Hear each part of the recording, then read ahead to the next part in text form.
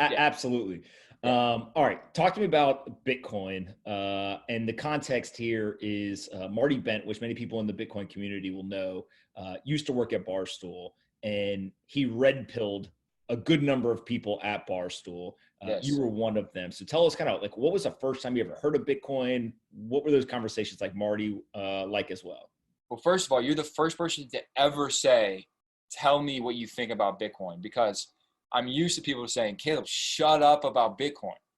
Caleb, shut up. We don't care. We get it. We know. Um, so Marty was hired at Barstool. We called him, I know him as Bitcoin Marty. You know him as Marcus Dent. I know him as Bitcoin Marty. Bitcoin Marty got hired at Barstool literally as he had like some type of fake job that we were paying him for on paper. His job was the crypto guy because Dave was getting into crypto, and we had another guy named Light Switch Lou, he's also doesn't work at Barstool anymore, who's the one who knew Marty and brought him in. He was in crypto, and then at Barstool, Marty got me in the crypto, maybe a few other guys, um, and I had like the most classic story getting into Bitcoin because Marty comes along. I meet him. I'm like, what's this guy's deal? Oh, this is Bitcoin Marty. Well, what's Bitcoin? He starts telling me about Bitcoin. I'm like, all right, I'll throw a few bucks at it. Cool. Well, then it was 2017 in the fall. And so I throw like, whatever, $100 at Bitcoin. All of a sudden, my $100 is, $150 pretty quick, like within like a week or something. It was like right when it was going off. So I was like, oh, this is like, I got to get on this train now. Like this train is leaving the station, and I have to put everything I own into Bitcoin. So this is my personality. You can already tell by going all the way and go. I take all my money that I have, all of it. Here's all the money I have, and I put it in Bitcoin. Every single dollar that I had to my name. That wasn't tied up in something else. Well, then Bitcoin starts kind of slowing down, right? It didn't crash, but it was like slowing down. I'm not talking about over the course of months. I mean, like a couple of days it was slowing down, and I wasn't getting that hit. I was like, the hit of adrenaline when it was going up. I was like watching coin marketcap.com, and all of a sudden I'm seeing Bitcoin, plus 0.04 growth, and then I'm seeing all these other coins go 32%, 25%, whatever. So I asked Marty. I say, Bitcoin Marty, what's the deal with these other coins? Why are they going up so much? Are they going to be the big ones? And I don't know, at this point, he's giving me the speech about what cryptocurrency is, what blockchain technology is, what a decentralized currency could mean for humanity. And all at this point I'm thinking about is the green plus however much percent. And he says, Caleb, dude, do not go into these altcoins. He's like, if I can give you any piece of advice, it would be hold your Bitcoin. Do not go into these altcoins. If you want to go into the altcoins, this Monero might have some value because it's, of its secret nature, and it's still, whatever. He's like, but I wouldn't even, he's like, if you want to put some money in that, okay, if you want to diversify. But he's like, I'm telling you, man, these altcoins ain't where it's at. So I said, all right, Bitcoin Marty. I said, you've got me far enough. I'm done taking your advice. You got me into Bitcoin. I've used you and your brain. Caleb's brain's taking over now. So I put all the money that was in Bitcoin, move it to the altcoins, right? And I'm not talking about like the altcoins that are, at first it was like Ripple and Ethereum. Well, then those get boring, and then you see the ones that are hitting 300%. So before you know it, I get carried away. I got all my money's tied up in these random, and I've got the ones that you have to get a download like software onto your computer just so you can get onto the exchange where they hold this coin. I was in it was like Q Cash, something that was in China, and it was like you had to download their service. I think it was called like Liquid. It has since like went out of business, and they sent an email like, if you had money here, sorry, you can no longer access it. Anyways, but all you need to know is that I've moved my money over here. Bitcoin tanks. Obviously, the altcoins tank even worse. I lost everything. I lost every dollar of everything that I had. Boom, poof, out the window, cryptocurrency. And that's how I got into Bitcoin. All right. You're still here though. So explain Right. what happens after you lose everything. I lose everything, and I have to laugh at myself because I'm like, I'm an idiot, proven time and time again, idiot. Never cease to amaze myself, idiot. Then it goes on. Bitcoin kind of goes down. I can't remember what it was at the time. I want to say it was like 4,000 or something low. And so and Bitcoin Marty, he's popular at Barstool whenever Bitcoin's going up because I think Dave had bought some, Big Cat bought some. But then Bitcoin crashes. I don't think anyone's going to say it to his face, but you kind of have a little bit of like, this guy got everyone on Bitcoin. We all lost all our money. And anyway, he ended up leaving. But I love Marty. So, and he wasn't fired because of Bitcoin. I think he left on his own volition. I think he took another job. But everyone, it was like freaking Bitcoin Marty lost us all this money. So probably a year later, I was like, or maybe even 6 months later, I was like, let's go get a beer and let's hang out because I haven't seen you. I miss you. So we're talking. I'm like, so what's going on with Bitcoin, dude? Like, tell me what you think now.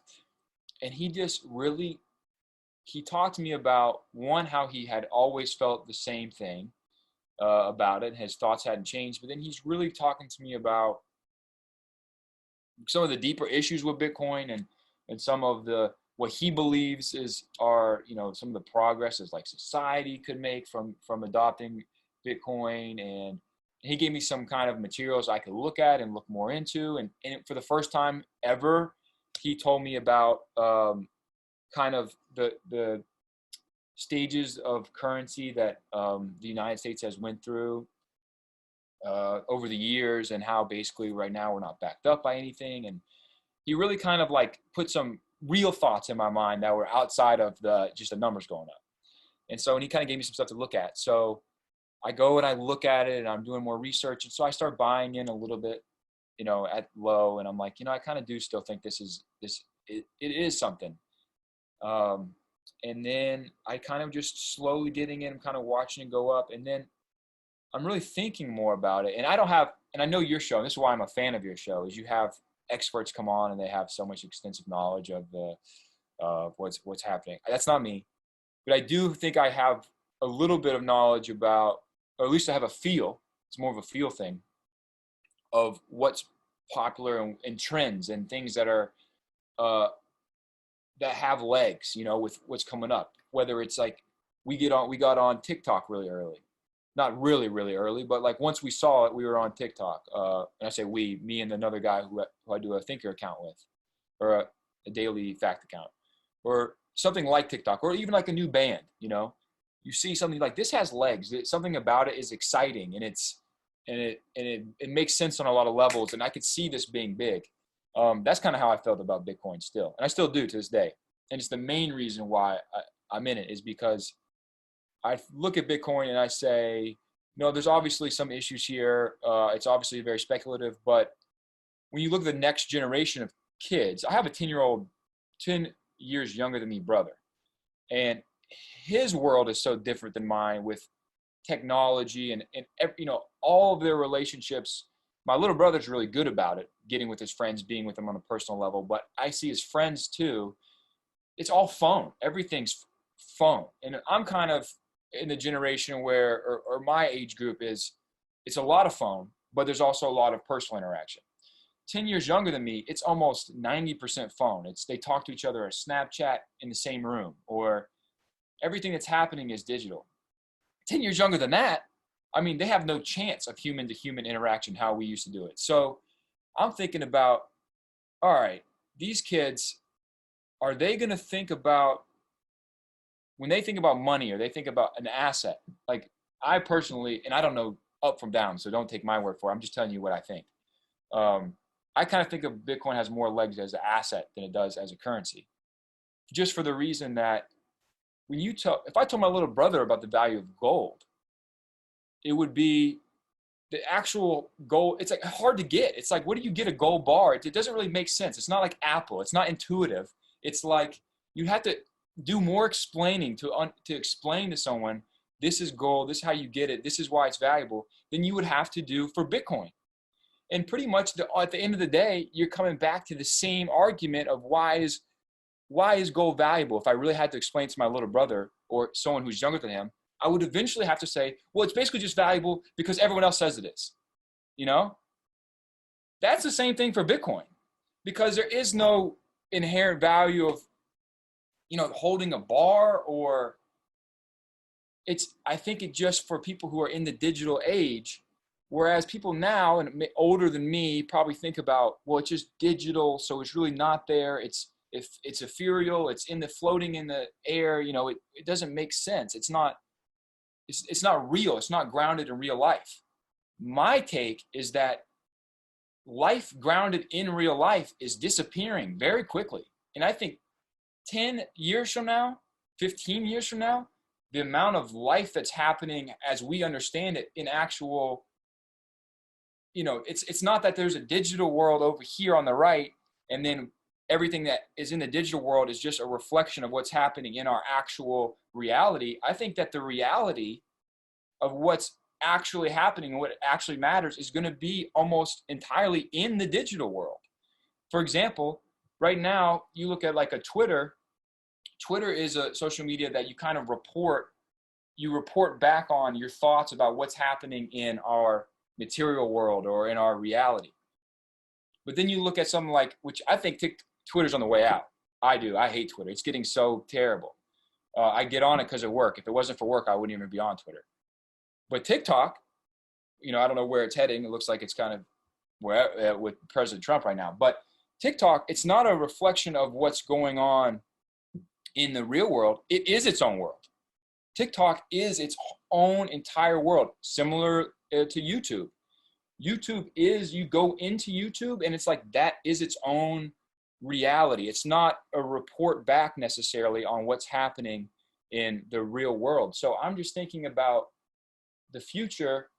I see it as that we're going to be living inside the YouTube and the TikToks and just the internet sphere. That is going to be the basis of our reality.